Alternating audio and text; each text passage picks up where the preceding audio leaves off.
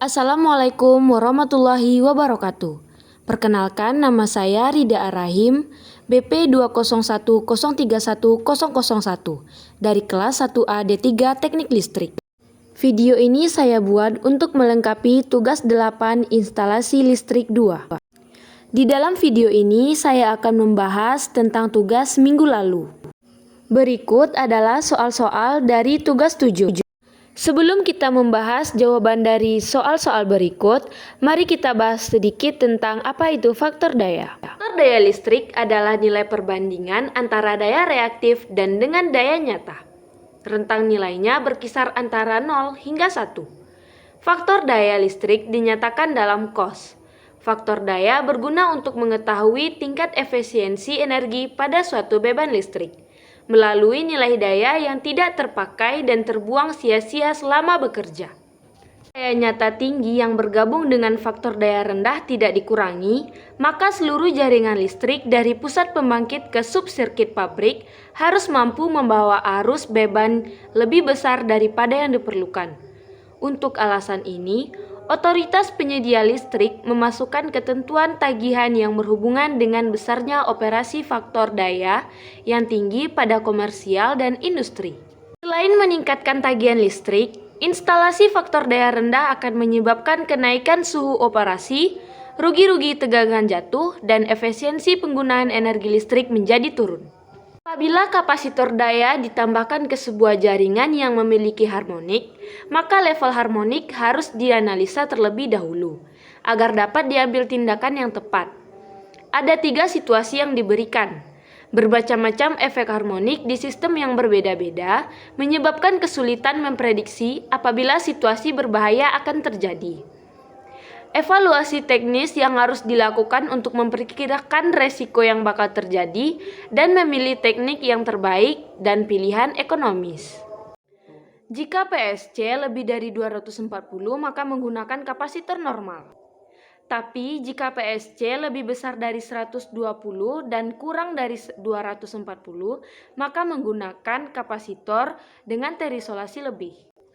Tapi jika PSC kurang dari 120, maka menggunakan kapasitor dengan reaktor antiharmonik, di mana R adalah jumlah aritmatik nilai nominal KFA perlengkapan sebagai penghasil harmonik. PSC adalah nilai daya transformator dibagi nilai impedansi transformator. Pertama, buktikan bahwa faktor daya yang jelek menyebabkan rugi-rugi jaringan bertambah besar.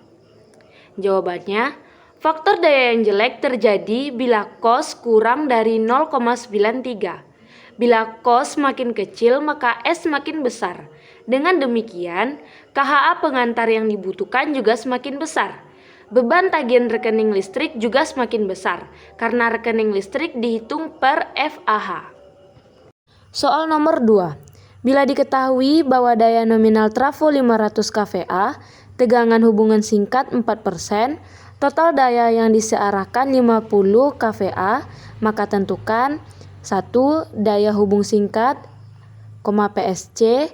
2. Tentukan golongan kapasitor, apakah standar, terisolasi lebih, atau dengan reaktor antiharmonik. Yang ke-1, PSC adalah nilai daya transformator dibagi nilai impedansi transformator. Maka di sini 500.000 dibagi 0,04, hasilnya 12.500 kVA. Untuk mengetahui termasuk golongan kapasitor mana, maka kita menggunakan perbandingan SCC per 240 sama dengan 12.500 per 240, hasilnya 52 kVA. Bila daya yang disearahkan ada 50 kVA, maka nilai ini lebih kecil dari rasio SCC per 240. Dengan demikian digunakan solusi ke-1 yaitu kapasitor normal.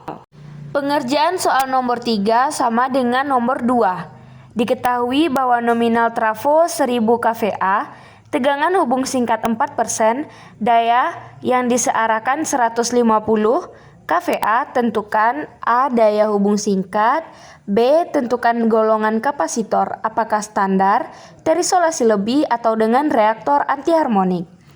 Jawaban yang A 25.000 kVA. Jawaban yang B adalah 208 kVA. Bila daya yang disearahkan adalah 150 kVA, maka nilai ini berada di antara rasio SCC per serat 240 dan SCC per 120. Dengan demikian digunakan solusi kedua, yaitu kapasitor terisolasi lebih. Soal nomor 4. Bila diketahui bahwa daya nominal trafo 630 kVA, tegangan hubung singkat 4%, total daya yang disearahkan 200 kVA, tentukan A. Daya hubung singkat. B. Tentukan golongan kapasitor, apakah standar, terisolasi lebih, atau dengan reaktor antiharmonik. A. Jawabannya 15.750 kVA. Yang B. Hasilnya 131 kVA. Bila daya yang disearahkan adalah 200 kVA, maka nilai lebih besar dari SCC per 120. Dengan demikian digunakan solusi ketiga, yaitu kapasitor dengan reaktor antiharmonik. Soal nomor 5. Bila diketahui kapasitor VAR plus dengan spesifikasi 50 kVAR, 440 V per 50 Hz, dapatkah kapasitor tersebut dipasangkan ke jaringan yang membutuhkan 50 kVAR dengan tegangan nominal 400 volt per 50 Hz? Mengapa demikian? Dapat, karena 50 kVAR per 440 volt menunjukkan tegangan isolasi kapasitor, asalkan tegangan nominal jaringannya adalah 400 volt. Konsekuensinya, semakin tinggi tegangan isolasi yang dipasang, maka segi ekonomi harga kapasitor semakin mahal. Dengan demikian, apabila tegangan nominal jaringan adalah 400 volt, maka harus dipilih tegangan isolasi kapasitor 400 volt juga. Baik, sekian video dari saya. Bila ada kesalahan, mohon dimaafkan. Sekian, terima kasih, dan wassalamualaikum warahmatullahi wabarakatuh.